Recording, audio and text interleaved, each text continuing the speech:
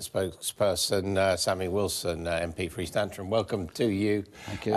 Indeed. To a certain extent, it's all your fault. I mean, if you'd given Mrs May a thumbs up yesterday, she would have brought MV3 back and might have won. Well, she wouldn't have, because of course she still has huge difficulties within her own party. There a number have left her own party who are determined to vote against the withdrawal agreement. There are many within her own party who, regardless of what we would do, would still be voting against it. And why would we vote for something which we believe is so toxic, which we now see is so unnecessary?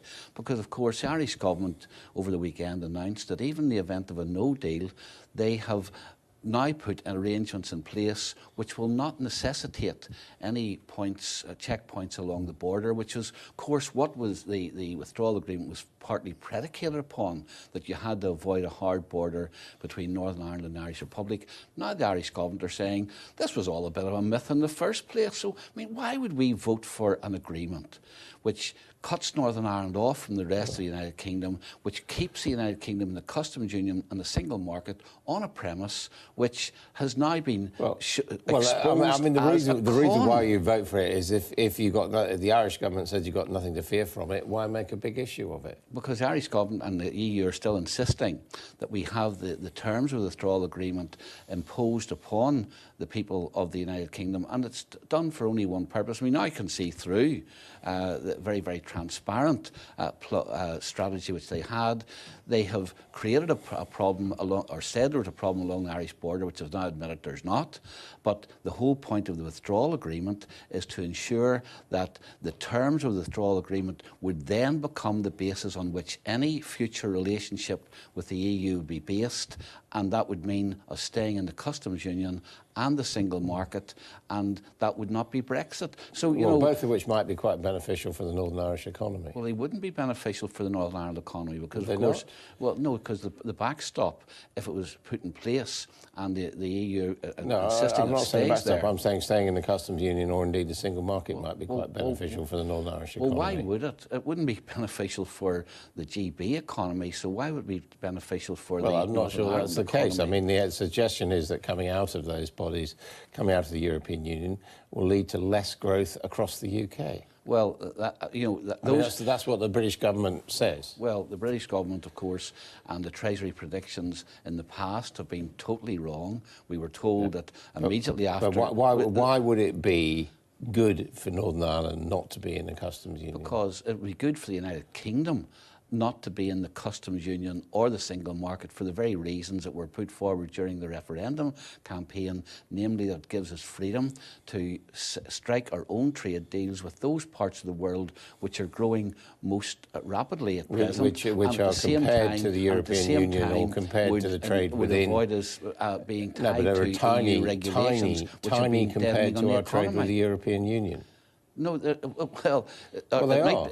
might be tiny compared to the European Union at present, but don't forget that's the part of our trade which has been expanding, and the percentage of our trade with the European Union has been declining. And where is all of the world's growth being predicted for the future? Not in the European Union, but in the rest of the world. And the rest of the world, countries 100% growth which of we 10% have takes you to affinity 20%, whereas what we're talking about is nearly 50% of trade with the European Union. Yes, but Adam, you're assuming that if we were to leave the European Union, we would no longer trade with the European Union. That's not the case. No, I'm just saying that the customs union and the single market would make it easier. I mean, look, the European Union yesterday... the European Union would want us to have that trade because it was surplus with us. Made it clear that they're going to, by international law, by World Trade Organization rules, if we leave without a deal, they're going to have tariffs on goods, which is going to mean more cost to consumers, more cost to your voters. Well, of course, the reciprocal of that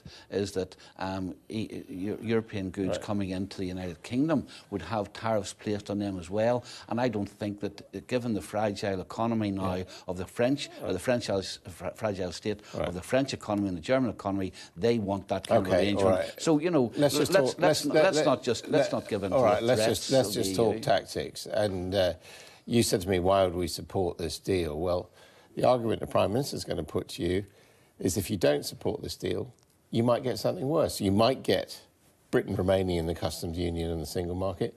Mm-hmm. you might get the disruption of no deal. So you ought to support this deal. That's what she's saying to you, isn't it? And you see, Adam, you're asking us to compare what we know for certain. We know for certain that this deal will break up the United Kingdom, will forever keep the United Kingdom tied to the European Union, will tie our hands when it comes to future trade negotiations for something which might happen. And, you know, the big assumption is, first of all, that this taking over of the Brexit agenda by Parliament is going to... The alternatives to the plan are no deal or soft Brexit, both of which would be worse than her deal, wouldn't they? No, you asked me the question, so let me finish it.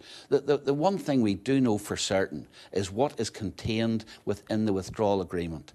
And the withdrawal agreement requires the break-up of the United Kingdom.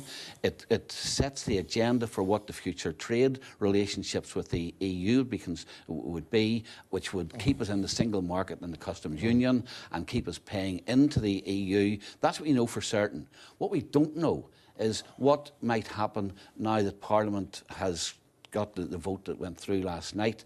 I suspect that you're going to find that there'll be no clear alternative coming from Parliament, and even if a clear alternative did come from Parliament, who is going to negotiate? So in that case, we end up with no deal, leaving with no deal, which would be worse, would it not, than the withdrawal agreement? No, it would not, because of course, we would prefer to have a deal, and that's what we've been working towards. But you would and that's prefer why I've been no talking deal to to the present deal. But I'll tell you one thing: I prefer no deal to a deal which does the damage to the UK economy. Deal that the Prime Minister's agreed. That does the damage to the UK economy, which does the damage to our constitution, and which does the damage to Northern Ireland that this deal does. I've just got to ask you one thing about, you know, sort of basic political honour. I mean, the DUP did sign on to confidence and supply with the government.